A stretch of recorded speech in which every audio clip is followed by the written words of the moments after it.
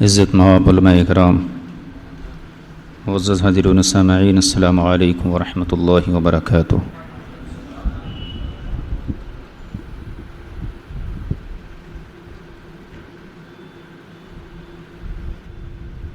الحمد للہ الواحد الستار،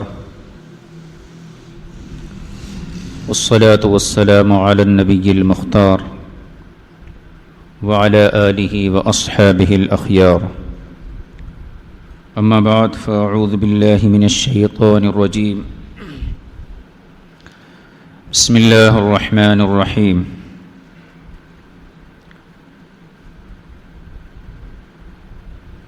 وما خلقت الجن والانس الا ليعبدون، وقال تبارک وتعالى عن عظمة حبیبہ ورفعته وعظمته في القرآن الكريم، قد جاءكم من الله نور وكتاب مبين، صدق الله المولانا العظیم۔ عقیدت و احترام کے ساتھ درود پاک کا ہدیہ پیش فرمائیں۔ اللہم صلی وسلم کما تحب و ترضی بان تصلی علیہ صلی اللہ تعالی علیہ وسلم۔ سب سے پہلے میں بانی سیمینار حضرت مولانا عثمان صاحب یزدانی مدد اللہ العالی اور آپ کے رفقا کو مبارکباد پیش کرتا ہوں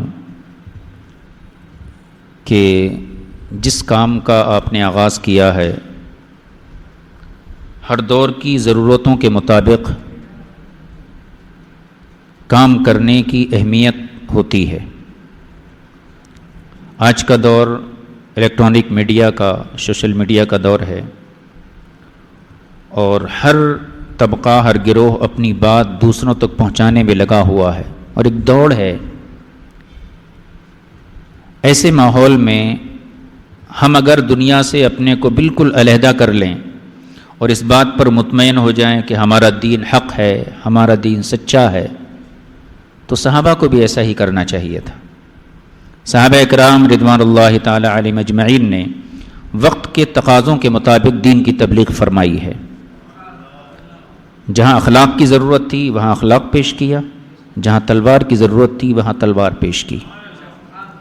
ہر کام زبان سے نہیں ہوتا ہے، وقت کے تقاضے کے مطابق کام کرنا پڑتا ہے۔ اس سلسلے میں ایک روایت آپ کی خدمت میں عرض کر دوں۔ اہل مکہ کا ایک دستور تھا، جب کوئی اہم اعلان ہوتا تو ان کا طریقہ یہ تھا کہ فاران کی بلندی پر کھڑے ہو کر وہ اعلان کرتے تھے، تو سارا مکہ ہمتن گوش ہو کر وہاں جمع ہوتا تھا اور اس کی بات کو سنتا تھا۔ رسول اکرم صلی اللہ علیہ وسلم نے جب اپنی نبوت کا اعلان فرمایا تو اسی پہاڑی کا انتخاب کیا۔ اس سے یہ بات سمجھ میں آتی ہے کہ ہر دور کے تقاضوں کے مطابق دین کی تبلیغ کی جانا ضروری ہے۔ ادعو الی سبیل ربک بالحکمۃ والموعظۃ الحسنہ، لوگوں کو دعوت دو اپنے رب کی راستے کی طرف، اپنے رب کی معرفت کی طرف، اپنے رب کے دین کی طرف، بالحکمہ، حکمت و دانائی کے ساتھ، والموعظۃ الحسنہ، اچھی نصیحت کے ساتھ، وجادلہم باللتی ہی احسن، اور اگر سامنے والا مجادلے پر آ جائے، تکرار اور بحث پر آ جائے، تو تم اس سے بہتر تکرار کرو، اس سے بہتر طریقہ اختیار کرو۔ تو میں مبارکباد پیش کروں گا کہ آج کے دور میں جو بچے ہمارے کالج، یونیورسٹیز میں زیر تعلیم ہیں، ان تک ہمارا پیغام بہت کم پہنچتا ہے۔ ان کے ٹیبل پر، ان کی لائبریریوں میں، ان کے ہاسٹلس میں ہر جماعت، ہر فرقے کا میٹیریل موجود ہوتا ہے، لیکن وہاں اعلیٰ حضرت کو پہچاننے والا کوئی نہیں ہوتا ہے۔ وہاں عقائد اہل سنت کی بات نہیں ہوتی۔ جماعت اسلامی اور دیگر جو بھی طبقات ہیں جن سے آپ بخوبی واقف ہیں، ان کا لٹریچر ہر زبان میں وہاں موجود ہے۔ ہمارے علماء، ہمارے بزرگ اتنا بڑا کام کر کے گئے ہیں، ہم سے اتنی بھی توفیق نہیں ہوتی ہے کہ ان کے کام کو ہم وقت کے تقاضوں کے مطابق قوم کے سامنے پیش کر سکیں۔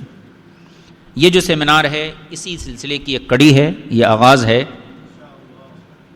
ابتدا اللہ کے نام سے کرنا چاہیے، انجام اللہ کی ذات پر چھوڑ دینا چاہیے۔ جو کام اللہ کی رضا کے لیے ہوتا ہے اللہ تعالیٰ اس میں ضرور برکتیں عطا فرماتا ہے۔ ابھی آپ حضرات نے ہمارے حافظ صاحب سے اور شعراء کرام سے، نعت خواں حضرات سے بہت ہی خوبصورت انداز میں اعلیٰ حضرت فاضل بریلوی رضی اللہ تعالیٰ عنہ کے مختلف کلام آپ سماعت فرمائے۔ اگر آپ کی اجازت ہو میں ایک دو شعر میں بھی بارگاہ رسالت میں عرض کر دوں، اور آپ اس چیز کا احساس کیجئے کہ کلام لکھنے والے تو بہت ہوتے ہیں، لیکن جو لذت ایک مرید کو اپنے پیر کے کلام سے آتی ہے وہ کسی اور کے کلام سے نہیں آتی۔ کسی کے کلام سے ہمیں اعتراض نہیں، جس نے بھی لکھا اللہ رسول کی شان، صحابہ کی شان کو بیان کیا، لیکن ہر مرید کو حق ہوتا ہے کہ وہ اپنے پیر کی بڑائی بیان کرے۔ ٹھیک ہے، ایک مرتبہ درود پاک پڑھ لیجیے، اللہم صلی علی سیدنا مولانا محمد معدل الجود والکرم وآلہ الکرام ابن الکریم وبارک وسلم۔ حضور اکرم صلی اللہ علیہ وسلم کے نور نبوت کے حوالے سے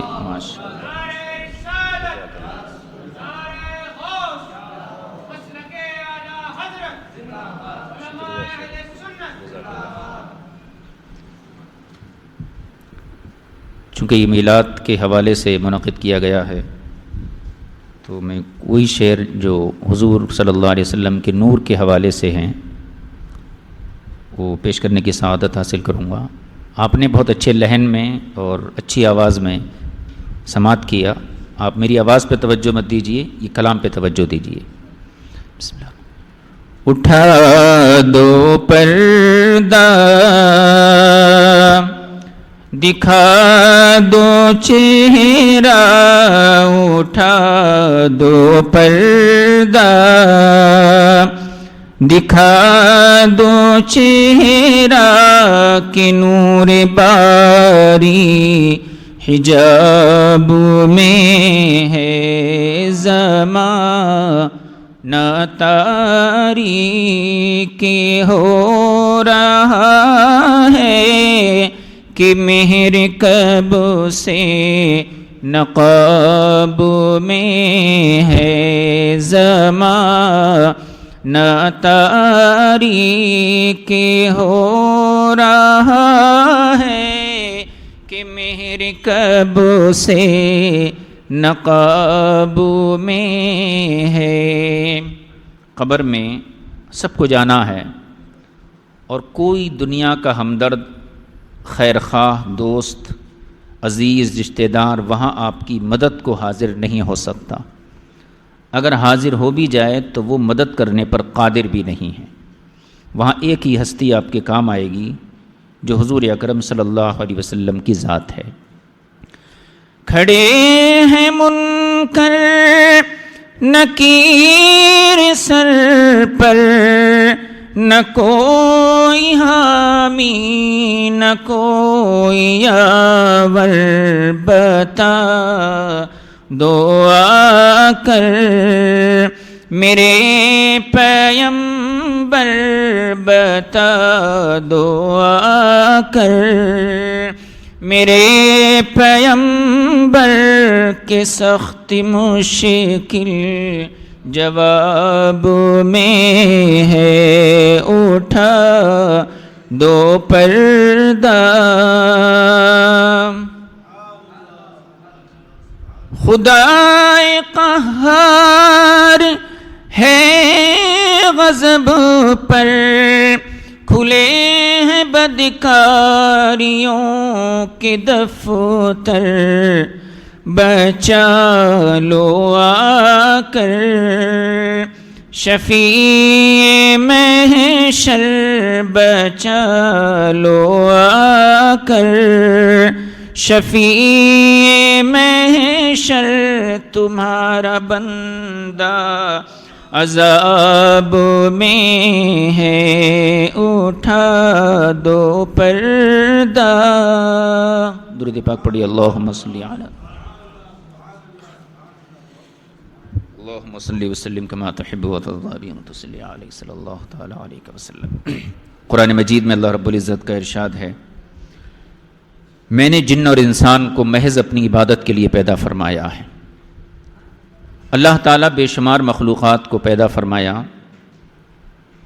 ان میں 3 وہ مخلوق ہیں جو صاحب شعور ہیں، صاحب عقل ہیں: انسان، جنات اور فرشتے۔ تو ہم انہی پر اپنی گفتگو کو مرکوز رکھتے ہیں۔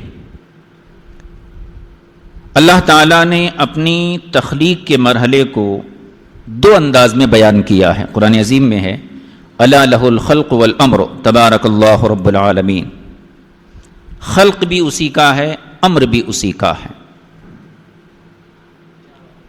میں بہت تھوڑا سا ایک تمہید ہے یہ، اس کو ذرا سا آپ سن لیجئے تو آئندہ مضمون بآسانی ہم سمجھ سکتے۔ کچھ چیزیں وہ ہیں جن کے بارے میں اللہ فرماتا ہے کہ یہ عالم خلق ہے، کچھ چیزیں وہ ہیں جن کے بارے میں اللہ فرماتا ہے یہ عالم امر ہے۔ قرآن مجید میں اللہ نے ارشاد فرمایا وَيَسْأَلُونَكَ عَنِ الرُّوحِ قُلِ الرُّوحُ مِنْ أَمْرِ رَبِّي، لوگ آپ سے روح کے بارے میں پوچھتے ہیں، آپ جواب دیجئے یہ میرے رب کے عالم امر سے ہے۔ امر اور خلق، ان دونوں میں کیا فرق ہے؟ پہلی چیز تو یہ ہے اللہ تبارک و تعالی نے بغیر میٹیریل کے جن چیزوں کو پیدا کیا وہ عالم امر ہے، اور جن چیزوں کو میٹیریل کے بعد پیدا کیا وہ عالم خلق ہے۔ سب سے پہلے اللہ تعالیٰ نے اپنے نور مطلق کی تجلی خاص سے اپنے حبیب پاک صلی اللہ علیہ وسلم کے نور کو پیدا فرمایا۔ یہ عالم امر کی چیز ہے۔ یہاں پر میٹیریل کو جمع نہیں کیا گیا تھا، زمین و آسمان کی پیدائش فرمائی، زمین و آسمان کو پیدا فرمایا، تو یہ چیزیں میٹیریل والی ہیں۔ تو ایک چیز تو یہ ہوئی کہ جو عالم امر کی چیز ہے اس میں میٹیریل نہیں ہوتا، عالم خلق میں میٹیریل ہوتا ہے۔ عالم امر میں بنیادی طور پر سب سے پہلی چیز حضور صلی اللہ علیہ وسلم کا نور ہے۔ اس نور کی مختلف اس کے حصے کیے گئے، اس سے فرشتے بنائے گئے، اور اسی نور کی تجلی سے انسان کی روحیں بنائی گئیں۔ انسان کی روحیں، فرشتے، حضور کا نور، یہ عالم امر سے ہے۔ اتنی بات ذہن میں رکھ لیجئے۔ عالم امر عالم خلق میں ایک بنیادی فرق یہ ہے، عالم امر میں وقت کی قید نہیں ہوتی ہے، عالم خلق میں وقت کی قید ہوتی ہے۔ وَإِذَا أَرَادَ أَمْرًا اذا ارادہ، جب اللہ چاہتا ہے کسی کام کو پیدا فرمانا، فیقول، تو وہ کہتا ہے کن، ہو جا، وہ ہو جاتی ہے۔ اس میں نہ وقت لگتا ہے نہ میٹیریل۔ لفظ کن، صدائے کن کے ذریعے اللہ اسے وجود عطا فرما دیتا ہے۔ یہ عالم امر ہے۔ عالم امر میں 2 چیزیں ہوئیں، اس میں میٹیریل نہیں ہوتا، وقت نہیں ہوتا ہے۔ عالم خلق میں میٹیریل بھی ہوتا ہے، وقت بھی ہوتا ہے۔ اللہ نے زمین و آسمان کو پیدا فرمایا، فَقَضَاهُنَّ 7 سَمَاوَاتٍ فِي يَوْمَيْنِ، زمین و آسمان کو اللہ تعالیٰ فرمایا کہ 2 دن میں میں نے ان کی تکمیل فرمائی۔ تو یہاں وقت لگا۔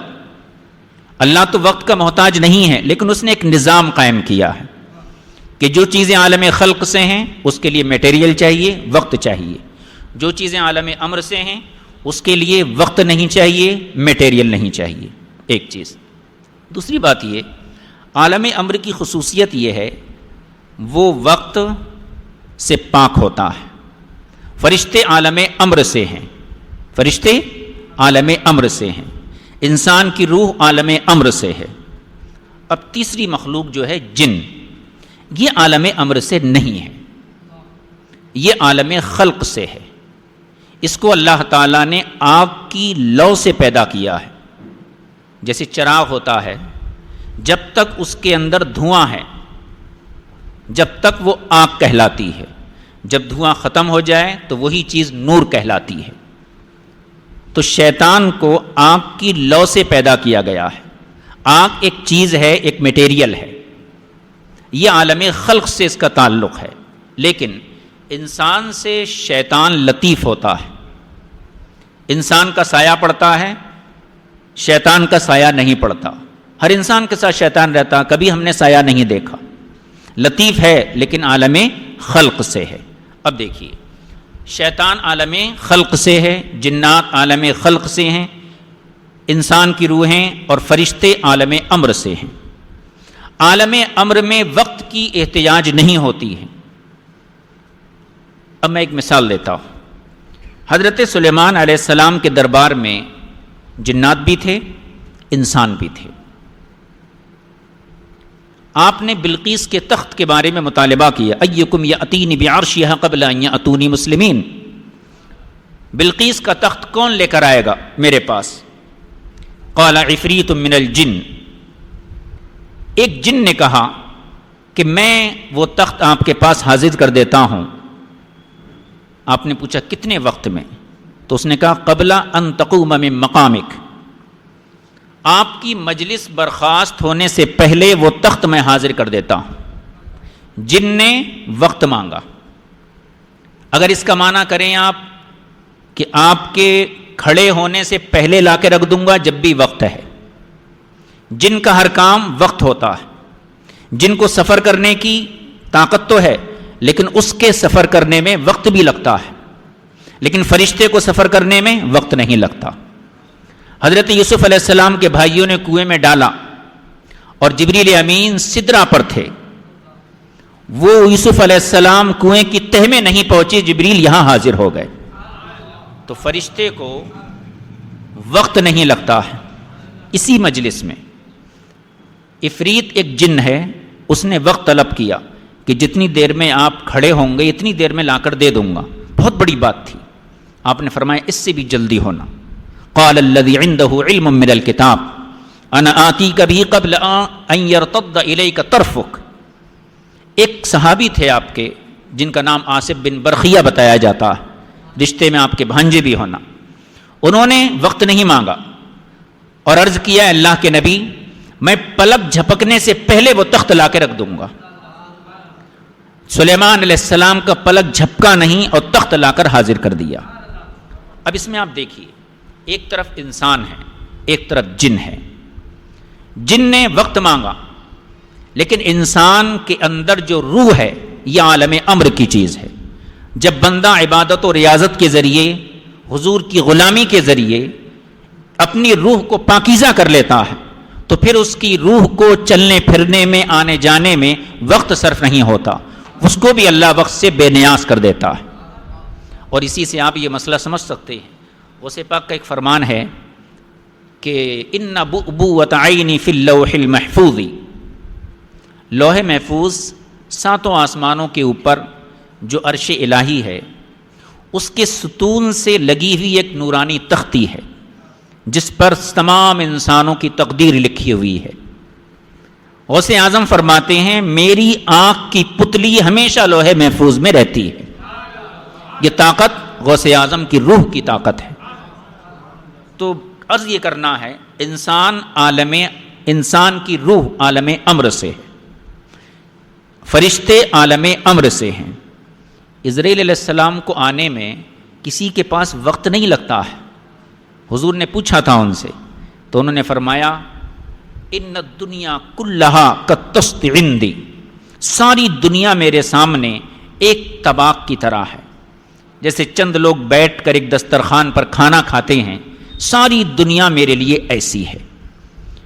تو عالم امر کی جو مخلوق ہے وہ وقت سے بے نیاز ہوتی ہے. وقت سے اللہ تعالیٰ اسے آزاد کر دیتا ہے. فرشتے عالم امر کی چیز ہیں، جنات عالم خلق چیز ہے. تو کوئی بھی بڑے سے بڑا جن ولی کی طاقت سے آگے نہیں بڑھ سکتا، کیونکہ اللہ کے ولی کے پاس روحانیت ہوتی ہے اور روح جو ہے یہ عالم امر کی چیز ہے. شیطان کا مادہ بھی لطیف ہے لیکن انسان کی روح کا مادہ اس سے زیادہ لطیف ہے. اس لیے انسان فرشتے سے بھی افضل ہے، انسان جنات سے بھی افضل ہے. اور یہی وجہ ہے اللہ نے نبی فرشتوں میں نہیں بھیجے، جنات میں نہیں بھیجے. جس کو نبی بنایا، رسول بنایا، صرف انسانوں میں بنایا. وَلَقَدْ كَرَّمْنَا بَنِي آدم. ہم نے انسان کو سب سے زیادہ فضیلت دی. بظاہر تو مٹی کا پتلا ہے ڈاکٹر اقبال کہتے ہیں کہ یہ مٹی کا ہی پتلا ہے لیکن اس کے اندر ایک جوہر ہے جو انوار و تجلیات کا مرکز ہے. خاکیو نوری نہاد بندے مولا صفات. یہ انسان خاکی بھی ہے، اس کا بدن مٹی کا ہے، اور یہ انسان نوری بھی ہے کیونکہ اس کے اندر ایک روح ہے جو عالم امر کی ہے. خاکیو نوری نہاد بندے مولا صفات، ہر دو عالم سے غنی اس کا دل بے نیاز. جب کوئی شخص حضور اکرم صلی اللہ علیہ وسلم کی پیروی میں اس مقام پر پہنچتا ہے تو دونوں عالم سے اللہ اس کے دل کو بے نیاز کر کے صرف اپنے دربار سے وابستہ کر لیتا ہے. تو عزیزان گرامی، انسان ان تینوں مخلوقوں میں سے سب سے افضل ہے، سب سے اعلیٰ ہے. یہ بات ہمیں سمجھ میں آ گئی. فرشتوں کا کام کیا ہے؟ اللہ کی تسبیح کرنا، اللہ کی بندگی کرنا، اللہ کی عبادت کرنا. جنات کا بھی یہی کام ہے. انسان اور جنات کے کام کو ایک جگہ بیان کیا گیا کہ ہم نے انسان اور جنات کی پیدائش اس لیے کی ہے تاکہ وہ ہماری معرفت حاصل کر کے ہماری بندگی کریں. تو ہماری آپ کی پیدائش کا مقصد اللہ کی بندگی کرنا ہے، اللہ کی پہچان حاصل کرنا ہے. اللہ وحدہ لا شریک کی پہچان کے لیے ہماری عقل اگر کافی ہوتی تو اللہ انبیاء کو نہیں بھیجتا. اگر عقل انسانی اللہ کی معرفت میں کامل ہوتی تو دنیا کے جتنے بھی سائنٹسٹ ہیں، فزکس کے ماہرین ہیں، بایولوجی کے ماہرین ہیں، دنیا میں بڑے بڑے دانشور، حکما، ڈاکٹرز ہیں، یہ سب اعلیٰ درجے کے معرفت والے ہوتے تھے. مگر آپ آج دیکھیے جتنا بڑا دانشور ہوتا ہے اتنا بڑا گمراہ ہوتا ہے. وہ سائنس اللہ کے وجود کی طرف رہنمائی نہیں کرتی ہے. سائنس کا بنیادی نقطہ یہی ہے کہ جسم ہے، جسم پر محنت کرو. روح کیا چیز ہے؟ کس نے دیکھی؟ دنیا ہے، دنیا پہ محنت کرو. آخرت کیا چیز ہے؟ کس نے دیکھی ہے؟ اور مادہ ہے، ایٹم ہے، اس پہ توجہ دو. روح کیا ہے؟ اللہ کی ذات کیا ہے؟ اس سے سائنس کو کوئی تعلق نہیں ہوتا ہے. عقل انسانی اگر اللہ کی معرفت میں کامل ہوتی تو دنیا کا کوئی دانشور کافر نہیں ہوتا. لیکن آپ دیکھیں گے کہ جتنی وہ ممالک کے جہاں سائنس کا چلن زیادہ ہے، ٹیکنالوجی کی ترقی ہے، وہاں کے لوگ دین سے زیادہ دور ہیں. وہ لوگ اسی دنیا کو سب کچھ سمجھتے ہیں.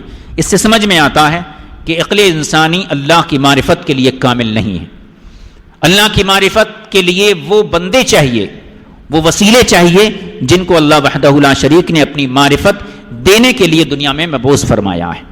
اور انہی حضرات کو ہم انبیاء و مرسلین کے نام سے جانتے ہیں. یہ حضرات اللہ کی پہچان کراتے ہیں، اللہ تبارک و تعالیٰ کی معرفت کراتے ہیں. یوں تو دنیا میں ہر چیز اللہ کی نشانی پر ایک نشانی ہے، دلیل ہے. لیکن آپ جانتے ہیں دنیا میں بے شمار چیزوں کی عبادت کی جاتی ہے. پتھروں کی عبادت کی جاتی ہے، چاند سورج کی عبادت کی جاتی ہے، اور سب سے زیادہ دنیا میں آگ کی پرستش کی گئی ہے اور کی جاتی ہے. کبھی کسی نے نہیں کہا کہ ہم خدا نہیں ہیں. کبھی چاند سے آواز نہیں آئی کہ مجھے پوجنے والوں میں خدا نہیں ہوں، میں مخلوق ہوں. دریا کی لہروں سے کبھی آواز نہیں آئی کہ مجھے کیوں پوچھتے ہو، میں خدا نہیں ہوں. اور آپ جانتے ہیں کہ نبی کریم صلی اللہ علیہ وسلم معراج کی رات چاند سورج سے زیادہ اوپر چلے گئے، اور اس کے بعد بھی آپ نے یہی کہا کہ میں خدا نہیں، میں اللہ کا بندہ ہوں.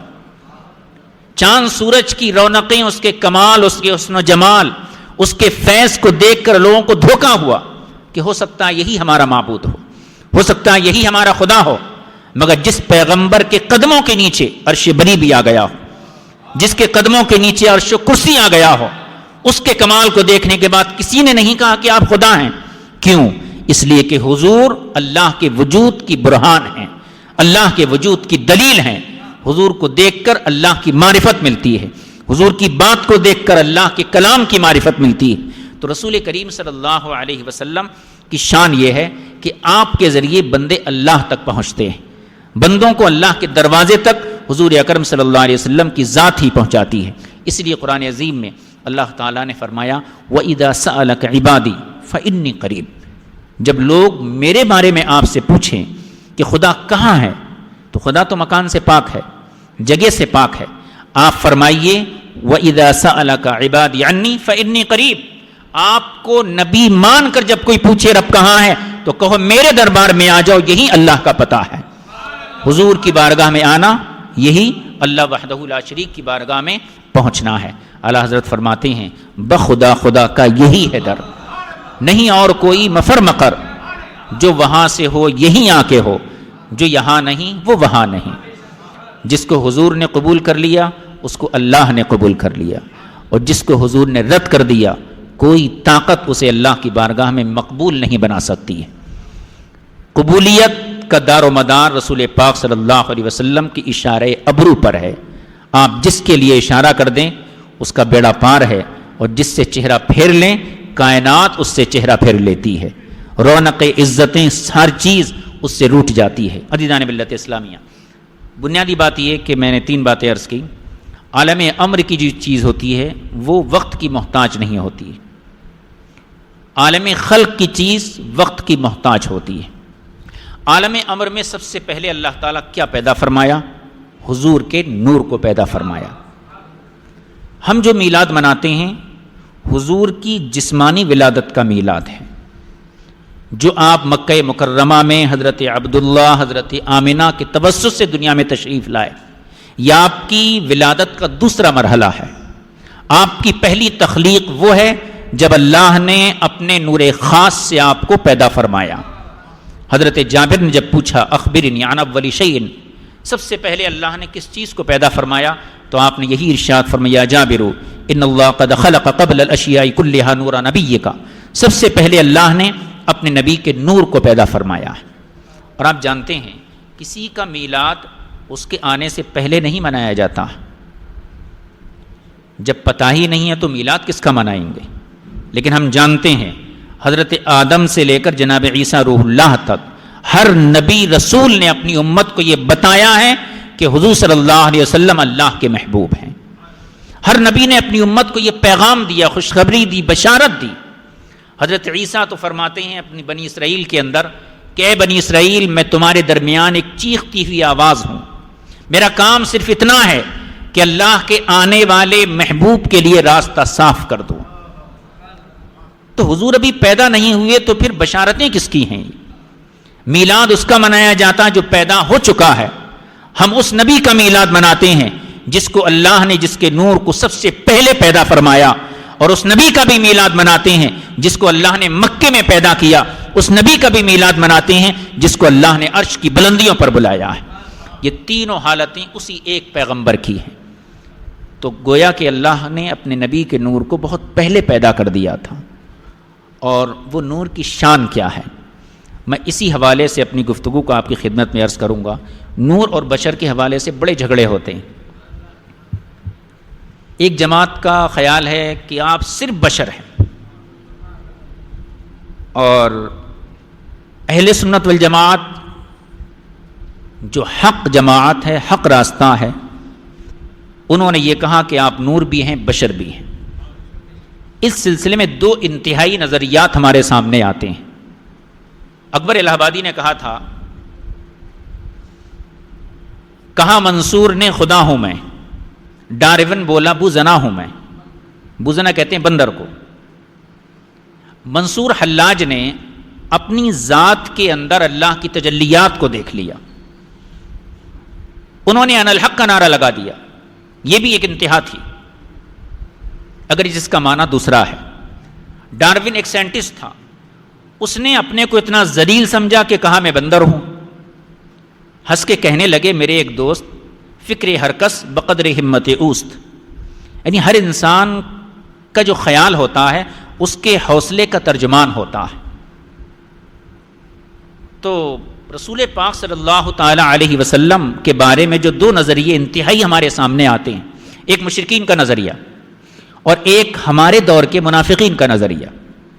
منافقین کا نظریہ کیا ہے کہ رسول محض بشر ہیں، نور نام کی کوئی چیز ان کے اندر نہیں ہے۔ اور مشرکین مکہ کیا کہتے تھے کہ اگر نبی بنا کے بھیجنا تھا تو کسی فرشتے کو بنا کے بھیجنا تھا، انسان کو رسول بنا کے کیوں بھیجا گیا؟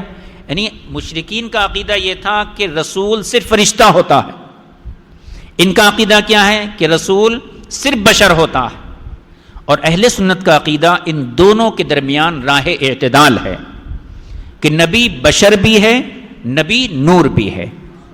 اسی چیز کو سمجھانے کے لیے میں نے یہ تمہید باندھی ہے کہ رسول پاک صلی اللہ علیہ وسلم نور بھی ہیں، بشر بھی ہیں، اور آپ کے علاوہ جتنے انبیاء دنیا میں جلوگر ہوئے وہ سب ایسے تھے، ان میں نورانیت بھی تھی، ان میں بشریت بھی تھی۔ نہ بشریت کا انکار نہ نورانیت کا انکار ہے۔ دیکھیے کیوں؟ ہمارا دعویٰ یہ ہے کہ جب تک نبی کے اندر آپ نورانیت تسلیم نہیں کریں گے اس کی نبوت بھی آپ متصور نہیں کر سکتے۔ نبی بننے کے لیے اس کا نور ہونا یہ انتہائی ضروری ہے۔ کس طریقے سے؟ سورہ بقرہ میں ایک آیت ہے جس میں حضرت آدم علیہ السلام کی خلافت کا اعلان کیا گیا ہے۔ وَإِذْ قَالَ رَبُّكَ لِلْمَلَائِكَةِ إِنِّي جَاعِلٌ فِي الْأَرْضِ خَلِيفَةً، جب تمہارے رب نے فرشتوں سے کہا کہ میں زمین میں اپنا ایک خلیفہ بنانے والا ہوں۔ وہ خلیفہ کون تھے؟ حضرت آدم علیہ السلام۔ تو ہر نبی اللہ کا خلیفہ اس کا نائب ہوتا۔ دو کے لیے قرآن میں صراحتاً خلیفہ کا لفظ آیا ہے، یا داود انا جعلناک خلیفۃ فی الارض، لیکن حقیقت یہ ہے کہ ہر نبی دنیا میں اللہ کے حکم کو نافذ کرنے کے لیے اللہ کا نائب اور اللہ کا خلیفہ ہوتا ہے۔ خلیفہ کسے کہتے ہیں؟ خلیفہ کا معنی امام بیضاوی نے بیان کیا ہے، من یخلف غیرہ وینوب منابہ، خلیفہ وہ ہے جو کسی دوسرے کے قائم مقام ہو اور اس کے بعد بھی برقرار رہے، یہ خلیفہ کا مطلب ہے۔ تو خلیفہ وہ ہے جو دوسرے کے قائم مقام ہو اور اصل کے بعد بھی وہ برقرار رہے۔ جیسے عرب ممالک میں ولی عہدی کا چلن ہے، بادشاہ موجود ہے، زندہ ہے، اپنی زندگی میں ہی اپنے بیٹے کو نامزد کر دیتا ہے۔ مطلب کیا ہے کہ جب تک بادشاہ زندہ ہے یہ اس کا نائب ہے، اور بادشاہ کے مرنے کے بعد یہ خود سلطنت کا مالک ہو جائے گا۔ تو خلیفہ کا مطلب جو دوسرے کا نائب بنے، دوسرے کا قائم مقام بنے۔ خلیفہ کیوں بنایا جاتا ہے؟ امام بیضاوی نے اس کی 3 صورتیں بیان کی ہیں۔ کوئی بھی شخص دوسرے کو خلیفہ کیوں بناتا ہے، اپنا نائب کیوں بناتا ہے؟ ہر اسکول میں ایک پرنسپل ہوتا ہے، وائس پرنسپل ہوتا ہے، ہر ملک میں ایک صدر ہوتا ہے، ایک نائب صدر ہوتا ہے، پریزیڈنٹ، وائس پریزیڈنٹ۔ یہ جو نظام ہے کیوں خلیفہ بنایا جاتا ہے؟ اس کی عقلی طور پر صرف 3 صورتیں ہیں۔ پہلی صورت تو یہ ہے کہ اصل جب اپنی جگہ چھوڑ کر دوسری جگہ چلے جاتا ہے تو وہ اپنی غیر موجودگی میں اپنے نائب کو رکھتا ہے تاکہ اس کا کام کاج دیکھنا۔ جیسے ہندوستان کا وزیر اعظم اگر کہیں چلا جائے یا صدر کہیں چلا جائے تو وہ اپنے نائب کو یہاں چھوڑ کر جائے گا، ٹھیک ہے۔ دوسری صورت، اصل کام کرنے سے عاجز ہو، پورے ملک کے کام کاج کو اکیلے نہیں سنبھال سکتا تو وہ کسی کو اپنا نائب بناتا ہے۔ تیسری صورت، اصل کو اپنے مرنے کا خطرہ ہے تو وہ اس لیے بناتا ہے کہ میرے مرنے کے بعد یہ شخص میرا نائب بن جائے۔ یہ 3 عقلی صورتیں ہیں جن کی بنیاد پر کسی کو خلیفہ متعین کیا جاتا ہے، اور اللہ تعالیٰ ان تینوں چیزوں سے پاک ہے۔ اللہ تعالیٰ جگہ سے پاک ہے، ایک جگہ سے دوسری جگہ جانے سے پاک ہے۔ دوسری چیز، اللہ عجز سے پاک ہے، اس کی قدرت ہر شے کو گھیرے ہوئے ہے۔ ان اللہ علی کل شیء قدیر، وہ عاجز بھی نہیں ہے۔ تیسری چیز، اس پہ موت بھی طاری نہیں ہوتی۔ تو خلیفہ بنانے کی 3 ہی صورتیں ہیں، یا تو آپ جگہ بدل دیں، اللہ جگہ بھی نہیں بدلتا، جگہ سے پاک ہے، یا پھر آپ عاجز ہیں، اللہ اس سے بھی پاک ہے، یا پھر آپ کو موت آ سکتی ہے، اللہ موت سے بھی پاک ہے۔ تو پھر اللہ نے دنیا میں خلافت کا سلسلہ کیوں جاری کیا، اور آدم علیہ السلام سے لے کر ہمارے نبی تک لاکھوں کی تعداد میں انبیاء و مرسلین کو کیوں جلوہ گر کیا؟ نہ وہ عاجز ہے، نہ اس پہ موت طاری ہوتی ہے، نہ وہ انتقال کرتا ہے۔ یہ ایک سوال امام بیضاوی نے اپنی تفسیر میں قائم کیا۔ پوری دنیا مل کر اس کا جواب اس وقت تک نہیں دے سکتی جب تک کہ نبی کو نور تسلیم نہیں کیا جائے گا۔ یہ ایک ایسی حقیقت ہے جو میں سمجھانا چاہتا ہوں۔ دیکھیے، امام بیضاوی کہتے ہیں کہ اللہ تعالیٰ نے جو نبیوں کو خلیفہ بنایا ہے اس میں اللہ کی اپنی ضرورت نہیں ہے. دنیا کے لوگ جو خلیفہ بناتے ہیں، اپنا نائب بناتے ہیں، تو وہ لوگ محتاج ہوتے ہیں، وہ عاجز ہوتے ہیں. لیکن اللہ نے جو نبیوں کو اپنا خلیفہ بنایا تو اللہ محتاج نہیں ہے، بلکہ وہ لوگ محتاج ہیں جن کے لیے اللہ نے نبیوں کو بھیجا ہے. ہمارے لیے حضور آئے تو ہم اس بات کے محتاج تھے کہ حضور ہمیں آ کر اللہ کی پہچان بتائیں. بنی اسرائیل اس بات کے محتاج تھے کہ جناب موسیٰ آ کر ان کے سامنے اللہ کی توحید بتائیں. تو اللہ نے اپنی ضرورت کے لیے نبیوں کو خلیفہ نہیں بنایا، بلکہ انسانوں کی ضرورت کے لیے، انسانوں کی عاجزی کی وجہ سے اللہ نے نبیوں کو خلیفہ بنایا ہے. انسان کی عاجزی کیا ہے؟ دیکھیے، انسان نہ اللہ سے بات کر سکتا ہے، نہ اللہ کے کلام کو سن سکتا ہے، نہ اللہ کو دیکھ سکتا ہے، نہ اللہ سے حکم لے سکتا ہے. غرض کے انسان میں یہ صلاحیت نہیں کہ وہ اللہ سے فیض لے سکے، کیونکہ انسان انتہائی کثافت میں ہے، مٹی کی مخلوق ہے اور اللہ نور مطلق ہے. جبکہ قانون یہ ہے کہ جس سے آپ فیض لے رہے ہیں اس میں اور آپ کے اندر مناسبت ہونا چاہیے. مٹی کے اندر اور نور مطلق کے اندر کوئی مناسبت نہیں.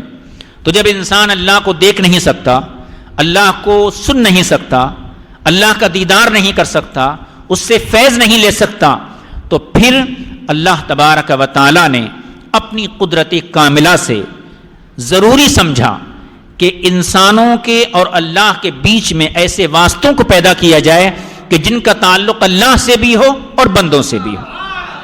ٹھیک ہے؟ اب یہ تعلق کیسے قائم ہوگا؟ انسان تو بات نہیں کر سکتا. کیوں نہیں کر سکتا؟ کیونکہ یہ بشر ہے. ہم ایسے بشر ہیں، اللہ تو بہت دور کی بات ہے، ہم جنات کو نہیں دیکھ سکتے، ہم ہوا کو نہیں دیکھ سکتے. تو ہم جب خدا کو دیکھ ہی نہیں سکتے، کلام سن ہی نہیں سکتے، کیوں؟ ہم بشر ہیں. تو ہماری بشریت رکاوٹ تھی اللہ سے فیض لینے میں. لہٰذا اللہ نے اپنی قدرت کاملہ سے اپنے اور بندوں کے بیچ میں ایسے واسطوں کو پیدا کیا کہ جن کے اندر بشریت بھی ہو اور نورانیت بھی ہو. وہ اپنی نورانیت کی وجہ سے اللہ سے فیض لے سکیں اور اپنی بشریت کی وجہ سے بندوں کو فیض دے سکیں. تو نبی کے اندر نورانیت ہونا ضروری ہے.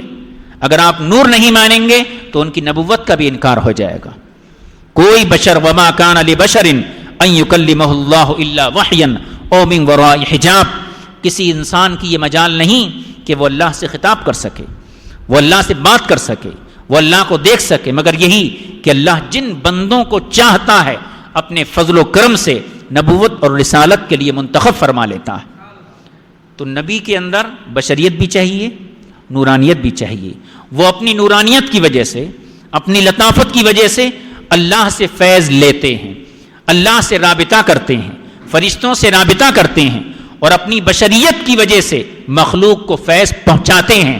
اگر بشریت نہ ہوتی تو نبی سے کوئی فیض پا نہیں سکتا، اور صرف بشریت ہوتی تو اللہ سے فیض لے نہیں سکتے تھے. لہٰذا بشریت بھی ضروری ہے اور نورانیت بھی ضروری ہے. اچھا، ایک بات. دوسری بات یہ، نبی بننے کے لیے بشر ہونا ضروری نہیں ہے. نبی بننے کے لیے بشر ہونا ضروری نہیں ہے. بشریت کے بغیر بھی نبوت مل سکتی ہے. بشریت کا آغاز کب سے ہوا ہے؟ آدم علیہ السلام سے. حضور کب سے نبی ہیں؟ آدم علیہ السلام سے پہلے سے نبی ہیں. جب بشریت کو اللہ نے پیدا ہی نہیں کیا تھا، جب بھی حضور فرماتے ہیں کنت نبیّا وآدم بین الروح والجسد، ابھی بشریت کی ابتدا بھی نہیں ہوئی تھی، میں اس وقت بھی منصب نبوت پر فائز تھا. تو کیا پتہ چلا کہ نبی ہونے کے لیے بشر ہونا ضروری نہیں ہے، بلکہ دنیا کو فیض پہنچانے کے لیے بشر ہونا ضروری ہے.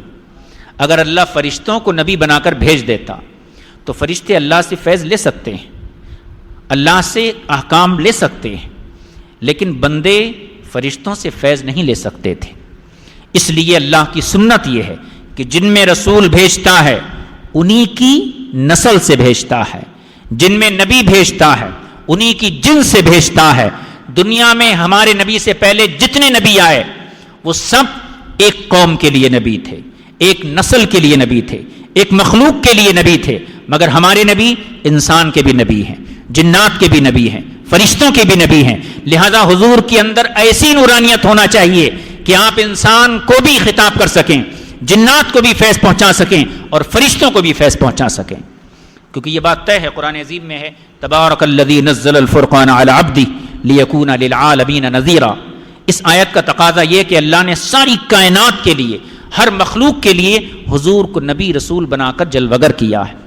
تو اگر اوروں کی نبوت نہیں، اوروں کی نورانیت نہیں مانتے ہو یہ الگ بات ہے، لیکن حضور کی نورانیت ماننا تو بہت ضروری ہے، کیونکہ حضور کی امت میں بھی ایسے لوگ ہیں جو نور ہیں. فرشتے نور ہیں، جبریل نور ہیں، میکائیل نور ہیں، اور ان سب کے نبی اللہ کے رسول صلی اللہ علیہ وسلم ہیں. حضور نے نہیں فرمایا لی وزیران، میرے 2 وزیر دنیا میں ہیں، 2 آسمانوں میں ہیں. دنیا میں فاروق اعظم، صدیق اکبر فاروق اعظم ہیں، اور آسمانوں میں جبرائیل اور میکائیل ہیں. وزیر کہاں ہوتے ہیں؟ جہاں اس کی سلطنت ہوتی ہے، جہاں اس کی حکومت ہوتی ہے. حکومت کے باہر وزیر نہیں رہتے ہیں. پتہ چلا زمین میں بھی نبی کی حکومت ہے، آسمانوں میں بھی نبی کی سلطنت ہے. تو میرے عزیز ساتھیو، نبی ہونے کے لیے بشر ہونا ضروری نہیں، بلکہ اعلان نبوت کے لیے، بعثت کے لیے، لوگوں کو فیض پہنچانے کے لیے بشریت ضروری ہوتی ہے. تو اس سے یہ پتہ چلا کہ نبی کے اندر نورانیت بھی ضروری ہے، بشریت بھی ضروری ہے. امام بیضاوی نے اسی مسئلے کو فزکس کے ایک مسئلے سے، ایک مثال سے اس کو سمجھایا ہے. وہ مثال بہت پرفیکٹ ہے، اور واقعتاً اگر بدعقیدے اس مثال پر غور کر لیں تو کبھی بھی حضور کو محض بشر نہیں کہیں گے. دیکھیے، ان العظم اذا عجز عن اخذ الفیض عن اللحم، ہمارے بدن میں ہڈیاں بھی ہیں، گوشت بھی ہے. ہڈی جو غذا حاصل کرتی ہے وہ گوشت سے حاصل کرتی ہے، لیکن ہڈی میں اور گوشت میں کوئی مناسبت نہیں ہے، جیسے اللہ میں اور انسانوں میں کوئی مناسبت نہیں ہے. ہڈی کو فیض ملنا ہے، غذا ملنا ہے گوشت سے، لیکن ہڈی سخت ہے اور گوشت نرم ہے، جبکہ فیض کے لیے مشابہت، مناسبت ضروری ہے. آپ جب کسی کے پاس پڑھتے ہیں تو جو پڑھانے والے استاد ہوتے ہیں وہ انسانی ہوتے ہیں نا، جنات تو نہیں ہوتے.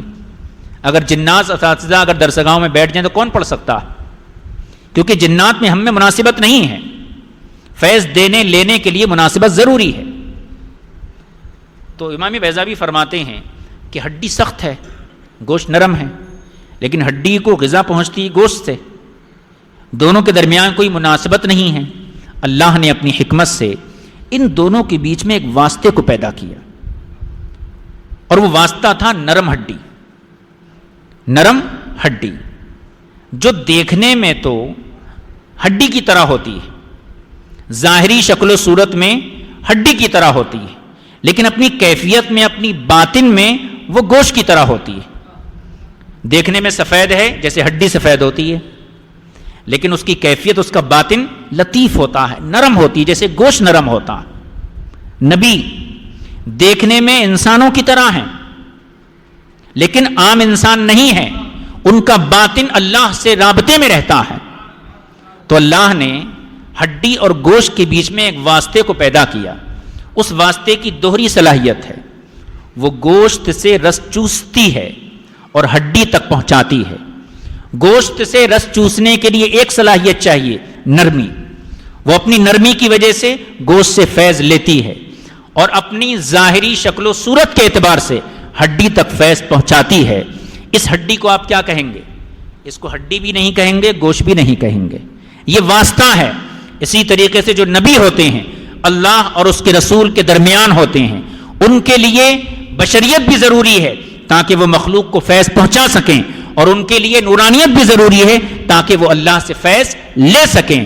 اور اس نبی کو آپ عام بشر بھی نہیں کہہ سکتے. جیسے نرم ہڈی کو آپ ہڈی نہیں کہتے ہیں اور نہ اسے گوشت کہتے ہیں، اسی طریقے سے نبی نہ عام انسان ہیں، نہ وہ معبود اور خدا ہیں، بلکہ اللہ اور بندوں کے درمیان ایک واسطہ ہوتے ہیں. اور واسطے کی سب کو ضرورت پڑتی ہے. اللہ نے جس کو واسطہ بنایا ہو اس کے بغیر آپ سیڑھیاں اوپر نہیں چڑھ سکتے. واسطے کے بغیر کوئی منزل آسان نہیں ہوتی ہے. اور اللہ نے انبیاء کو اپنے اور بندوں کے درمیان واسطہ بنایا ہے۔ اس سے آپ یہ بات سمجھ گئے ہوں گے کہ نبی کے اندر نورانیت ضروری ہے۔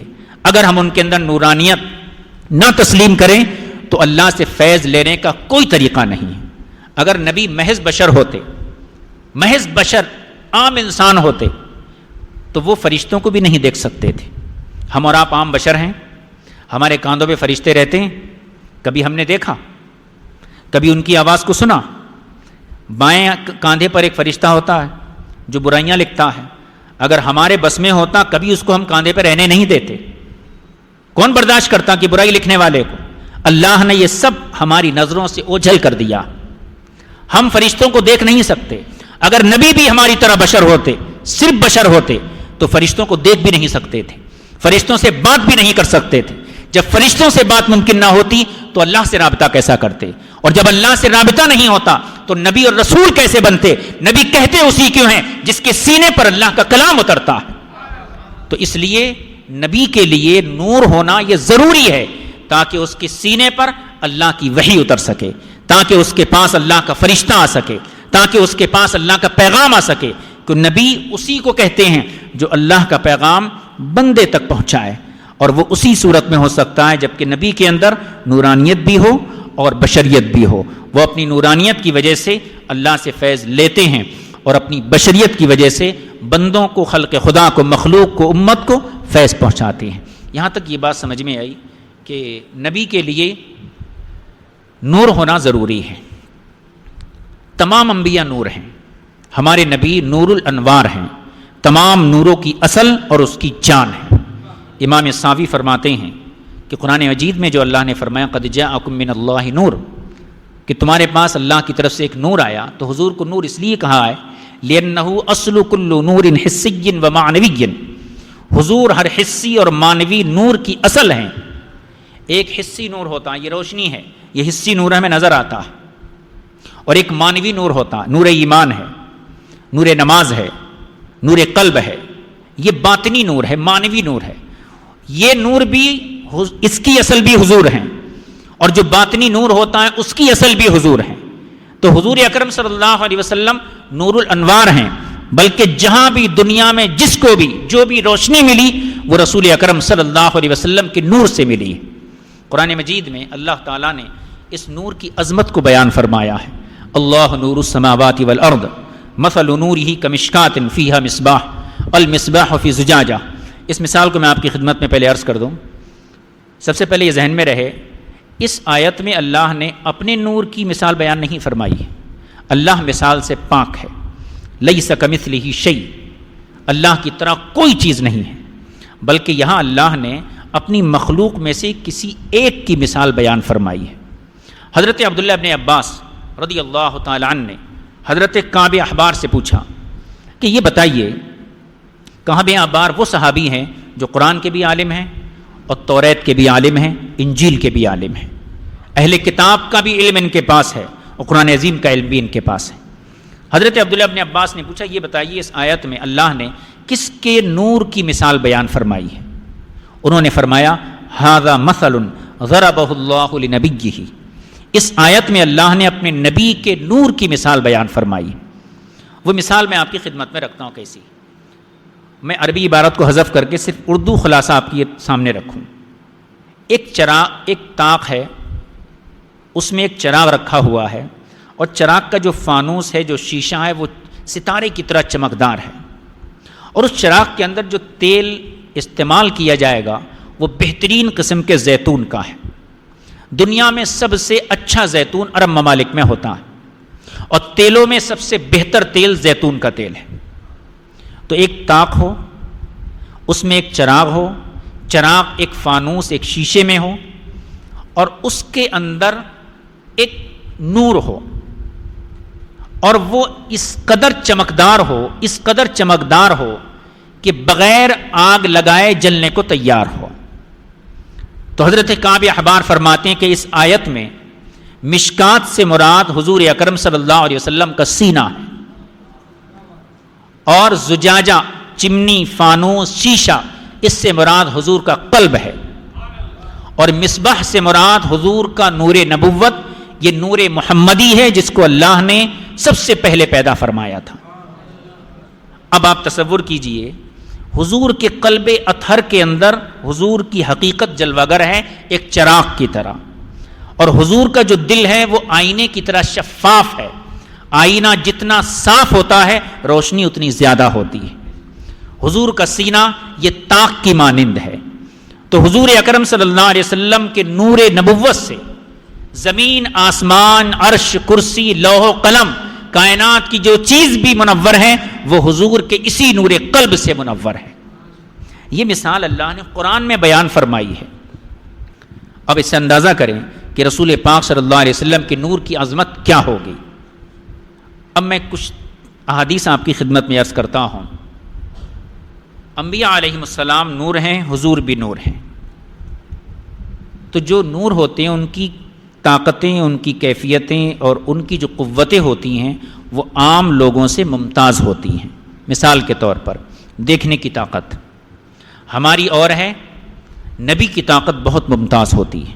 سونگھنے کی طاقت ہماری کمزور ہوتی ہے، نبی کی طاقت بہت تیز ہوتی ہے۔ تو جن کے اندر نورانیت ہوتی ہے ان کی ظاہری طاقتیں بھی عام انسانوں سے بڑی ہوئی ہوتی ہیں۔ ہم کتنی دور کی خوشبو کو سونگھ سکتے ہیں؟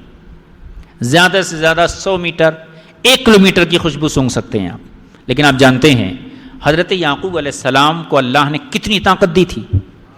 یعقوب علیہ السلام کنعان میں ہیں، آپ کے بیٹے جناب یوسف مصر میں ہیں، اور آپ کے بھائی یوسف علیہ السلام کا کرتا لے کر وہاں سے نکلے تو جناب یعقوب کنعان میں بیٹھے ہوئے فرماتے انی لاجد ریح یوسف، مجھے یوسف کی خوشبو محسوس ہو رہی ہے۔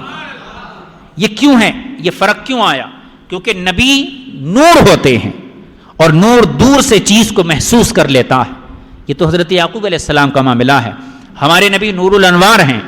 حضور ارشاد، بلکہ امام قاضی عیاض نے قاضی شفا میں فرمایا ہے وَيَشُمُّ رَاحِيَةَ جِبْرِيلَ إِذَا أَرَادَ النُّزُولَ إِلَى الْأَرْضِ، کہ جبریل امین جب سدرہ سے اترنے کا ارادہ کرتے ہیں تو حضور ان کی خوشبو کو محسوس کر لیتے ہیں۔ اب ذرا تصور کیجئے کہاں سدرۃ المنتہا ہے، چھٹے آسمان سے شروع ہوتا ہے، 7ویں پہ ختم ہوتا ہے۔ حضور مدینہ منورہ میں ہے، لیکن جبریل جب ارادہ کرتے ہیں کہ میں زمین پہ جا رہا ہوں، اس ارادے سے ہی حضور جبریل کی خوشبو کو محسوس کر لیتے ہیں۔ تو نبی جب نور ہوتے ہیں تو ان کی قوتیں بھی عام انسانوں سے زیادہ ہوتی ہیں۔ ایک اور مثال، آنکھ کی مثال دیتا ہوں۔ دیکھنے کی طاقت جو عام انسانوں کی ہوتی ہے، نبی کی طاقت بہت بڑی ہوئی ہوتی ہے۔ حضور نے ارشاد فرمایا ان اللہ زوّ لی الارض مشارقها ومغاربها، ساری زمین کو اللہ نے میرے سامنے حاضر کر دیا۔ فرأیت مشارقها ومغاربها، میں نے تمام مشرق و مغرب کو دیکھ لیا۔ اب آپ اندازہ کیجئے، ہم دیوار کے پار نہیں دیکھ سکتے، دیوار کے باہر کیا ہے ہم دیکھ نہیں سکتے، لیکن نبی چونکہ نور ہوتے ہیں اور نور کے لیے کوئی دیوار، کوئی رکاوٹ یہ حائل نہیں ہوتی ہے۔ اس کو سمجھنے کے لیے میں ایک مثال دیتا ہوں۔ موت کا فرشتہ بار بار آتا ہے، اور جس کے پاس آتا ہے اور وقت ہوتا ہے اس کی جان نکال لیتا ہے، لیکن کبھی موت کے فرشتے کے لیے آپ کا گھر، آپ کی دیوار، آپ کا قفل، دروازہ یہ رکاوٹ بنا؟ نہ دروازہ ٹوٹتا ہے، نہ قفل کھلتا ہے، اندر آدمی لیٹا ہوا ہے، آتے بھی ہیں جاتے بھی ہیں، کوئی پتہ نہیں چلتا۔ یہ نور کی طاقت ہے، اور یہ اس نور کی طاقت ہے جو حضور کے نور کا کروڑواں حصہ بھی نہیں۔ اب اس سے اندازہ کریں کہ حضور کی طاقت کا عالم کیا ہوگا، حضور کی نگاہ کا عالم کیا ہوگا۔ تو نبیوں کی نگاہ بھی عام انسانوں سے بہت ممتاز ہوتی۔ حضور کی نگاہ کے لیے قرآن نے جو تشبیہ دی ہے واقعی وہ اس کا کوئی جواب نہیں، کیونکہ اللہ کا بیان ہے۔ اللہ فرماتا ما زاغ البصر وما طغى، ہم سورج کو دوپہر میں آنکھ بھر کر دیکھ نہیں سکتے، کتنی بھی طاقتور آنکھیں ہوں، جب بیچ آسمان پہ سورج ہو، مطلع صاف ہو، تو ہم سورج کی آنکھ میں آنکھ نہیں ڈال سکتے، آنکھ چندھیا جاتی ہے۔ لیکن اللہ کے حبیب صلی اللہ علیہ وسلم کو اللہ کتنی طاقت دیا۔ سورج کا نور فرشتے کے نور کے سامنے کوئی حیثیت نہیں رکھتا ہے۔ ہم سورج کو نہیں دیکھ سکتے، فرشتے کو نہیں دیکھ سکتے، جنات کو نہیں دیکھ سکتے، جنتی حور کے کنگن کو نہیں دیکھ سکتے، جنتی حور کے قدموں کی خاک کو نہیں دیکھ سکتے، اور رسول پاک صلی اللہ علیہ وسلم جب شب معراج اللہ کے حرم میں داخل ہوئے تو اللہ نے اس منظر کو بیان فرمایا، ما زاغ البصر وما طغى، میرے محبوب کی نظر نہ ادھر ادھر بھٹکی اور نہ چندیائی، بلکہ ٹک ٹکی لگائے اپنے مقصود کو دیکھتی رہی۔ اس سے زیادہ طاقت اور کیا ہو سکتی ہے؟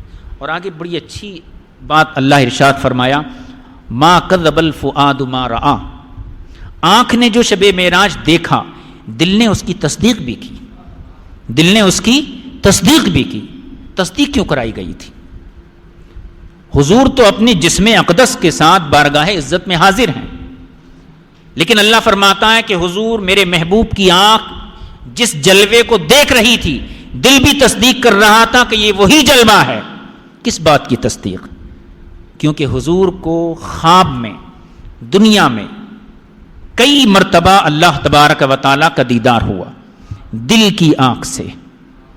آج دل بھی حاضر تھا، آنکھیں بھی حاضر تھیں، جو آنکھ دیکھ رہی تھی دل کہہ رہا تھا اے محمد عربی یہ وہی جلوہ ہے جو دنیا میں تم دل کی آنکھ سے دیکھتے تھے۔ کیا دل میں بھی آنکھیں ہوتی ہیں؟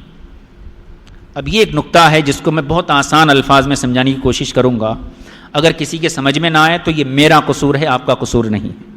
جبریل امین نے جب شق صدر کیا، حضور اکرم صلی اللہ علیہ وسلم کا سینہ چاک کیا حتیم کعبہ میں، میکائیل آپ کے ساتھ تھے، آپ کے دل کو نکالا، اور نکالنے کے بعد جیسی جبریل کی نظر اس دل پر پڑی تو بے ساختہ پکار اٹھے، قلب وقیع لہو عینان مبصرتان واذنان سمیعتان، کتنا حسین دل ہے، اس کی دو آنکھیں بھی ہیں، اس کے دو کان بھی ہیں۔ حضور کا دل دیکھتا بھی ہے، حضور کا دل سنتا بھی ہے۔ جیسے حضور کی ظاہری آنکھیں تھیں، حضور کی باطنی آنکھیں بھی تھیں۔ یہی وجہ تھی کہ حضور ارشاد فرماتے ہیں واللہ لا یخفی علی رکوعکم ولا سجودکم، تم جب سجدہ کرتے ہو، تم رکوع کرتے ہو، تمہارا رکوع بھی میری نظروں کے سامنے ہوتا ہے، تمہارے دل کی کیفیت بھی میری نظروں کے سامنے ہوتی ہے۔ آپ سامنے دیکھ رہے ہیں، پیچھے کیا کر رہا ہے کون، یہ کیسے دیکھیں گے؟ یہ دل کی آنکھ سے دیکھا جاتا ہے۔ دل کی آنکھوں کے لیے جہت نہیں ہوتی ہے، دل کی آنکھیں مد مقابل کو نہیں دیکھتی ہیں، بلکہ دل کی آنکھیں ہر طرف سے برابر دیکھتی ہیں۔ اور یہی وجہ ہے کہ اللہ تبارک و تعالیٰ نے اپنے نبی کو دنیا میں اپنا دیدار بار بار دل کی آنکھوں سے کرایا، اور جو امتی نبی پاک صلی اللہ علیہ وسلم کی غلامی میں اس مرتبے کو پہنچ جاتا ہے تو اللہ تعالیٰ اس کا بھی نور قلب یہ ظاہر فرما دیتا ہے۔ میں ایک مثال، ایک واقعہ عرض کر دوں۔ حضور غوث پاک رضی اللہ تعالیٰ عنہ ایک مرتبہ منبر واس پر جلوہ افروز ہوئے اور آپ بالکل خاموش بیٹھے رہے۔ اس واقعے سے پہلے ایک بات سمجھانا ضروری ہے، کلام دو قسم کا ہوتا ہے، ایک کلام لفظی، ایک کلام نفسی۔ میں بول رہا ہوں یہ کلام لفظی ہے، اس میں الفاظ ہیں۔ ایک مضمون میرے ذہن میں ہے، مرتب ہے، ایک مضمون آپ کے ذہن میں ہے، جب تک وہ زبان پہ نہیں آتا ہے وہ کلام نفسی ہوتا ہے۔ اللہ والوں کے نزدیک کلام نفسی کیا ہوتا ہے؟ وہ دل میں بات کرتے ہیں، سامنے والا دل کے کانوں سے سنتا ہے۔ یہ حضور کی پیروی کی برکت اللہ اس امت کے اولیاء کو عطا فرمایا ہے۔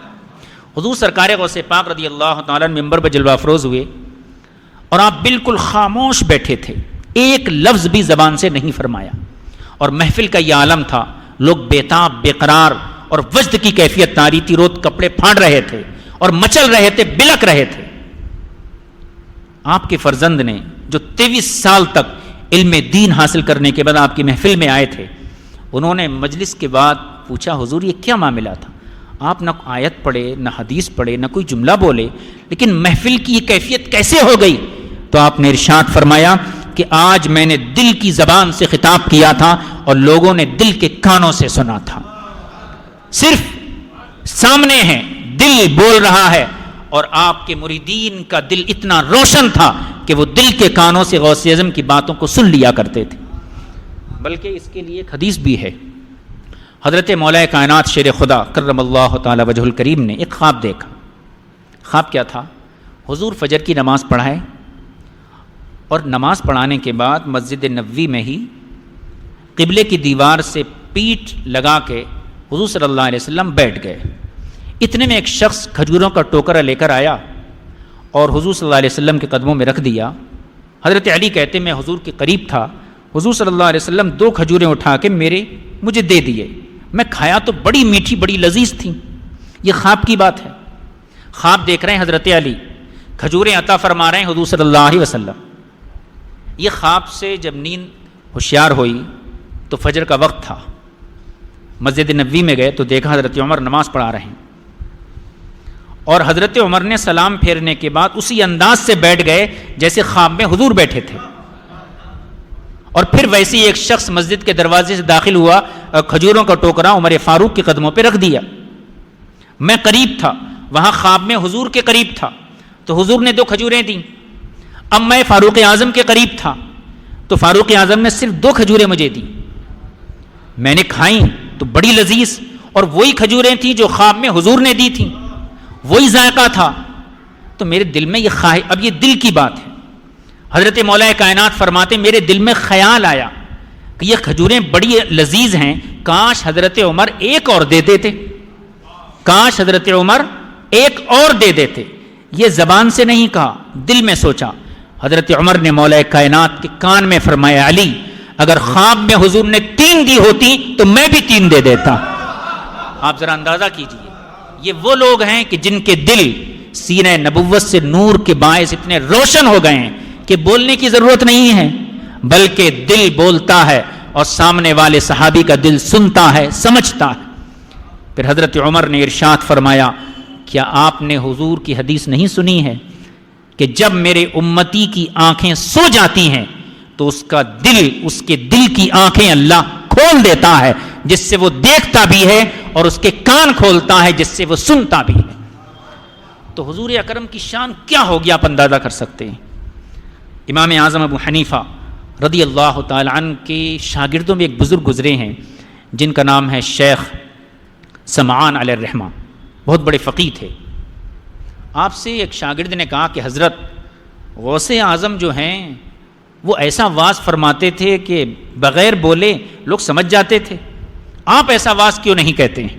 ایک بات میں یہاں عرض کر دوں, دنیا میں سب سے زیادہ ولی امام اعظم کے مقلد رہے ہیں, سب سے زیادہ اولیاء اکرام امام اعظم کے مقلد رہے ہیں. غوث اعظم حنبلی ہیں, اس کی وجہ دوسری ہے. غوث اعظم کا لقب ہے محی الدین. دین کے 4 ستون ہیں فقہی اعتبار سے, حنفی, شافعی, مالکی, حنبلی. اور جو محی الدین ہوتا اس کی ذمہ داری ہے کہ پورے دین کو سنبھال کے رکھے. غوث اعظم کے زمانے میں مذہب حنبلی کمزور ہو چکا تھا. اس حنبلی مذہب کو تقویت پہنچانے کے لیے غوث اعظم نے حنبلی مذہب پر فتویٰ دیا تھا. حقیقت میں آپ مجتہد تھے. تو امام اعظم کے شاگرد کئی سلسلوں کے بعد شاگرد ہیں, تو ان سے کہا گیا کہ آپ ایسا واز کیوں نہیں کہتے کہ جو جیسے غوث اعظم کہتے تھے. تو آپ نے فرمایا ٹھیک ہے, کل ہم بھی ایسا ہی واز کہہ دیتے ہیں. اور ساتھ میں یہ بھی ارشاد فرمایا کہ دیکھو میں دل کی زبان سے گفتگو کروں گا اور تم دل میں سوالات رکھنا اور پھر محسوس کرنا کہ تمہارے سوالوں کا جواب ملا یا نہیں ملا. دوسرے دن آپ نے واز کیا, کچھ واز نہیں, خاموش بیٹھے رہے, دل سے خطاب کر رہے ہیں, حاضرین دل سے سن رہے ہیں. جس کے دل میں جو جو سوال تھا اس کو دل ہی دل میں ہر سوال کا جواب ملتا رہا. عزیزان ملت اسلامیہ, اس سے ہم اندازہ کر سکتے ہیں کہ حضور کی غلامی کی بدولت, حضور صلی اللہ علیہ وسلم کی سنت, حضور کی شریعت کی پیروی کی بدولت, حضور کی امت کی اولیاء اکرام کا دل اتنا روشن, اتنا کامل ہے کہ وہ بولنے کے لیے زبان کے محتاج نہیں ہوتے, سننے کے لیے کان کے محتاج نہیں ہوتے. تو جس کو اللہ نے نور الانوار بنایا ہے اس کی شان عظمت اور اس کی سننے کی طاقت, اس کی سمجھنے کی طاقت, اس کے دیکھنے کی طاقت کا اندازہ کون کر سکتا ہے. ما زاغ البصر وما طغى, میرے محبوب کی نگاہ کی طاقت یہ ہے کہ جب وہ میرے دیدار میں محو ہو گئی تو کسی اور طرف نہیں بھٹکی. وما طغى, طغى کا مطلب آتا ہے کہ حد سے گزر جانا, حد ادب سے بڑھ جانا یا چندھیا جانا. نہ چندھیائی, نہ حد ادب سے بڑھی, نہ راہ حق, نہ اپنے مقصود سے باہر ہوئی, بلکہ اپنے مقصود کے دیدار میں محو رہی. تو عزیزان ملت اسلامیہ, انبیاء علیہ السلام بشر بھی ہیں, نور بھی ہیں. ان کی بشریت ضروری ہے دنیا کو فیض دینے کے لیے, ان کی نورانیت ضروری ہے اللہ سے فیض لینے کے لیے. ہمارے نبی نور الانوار ہیں, ہر نور کی اصل اللہ نے آپ کو بنایا ہے. کائنات کے ذرے ذرے پر انہی کے نور کا صدقہ, انہی کے نور کا فیضان ہے.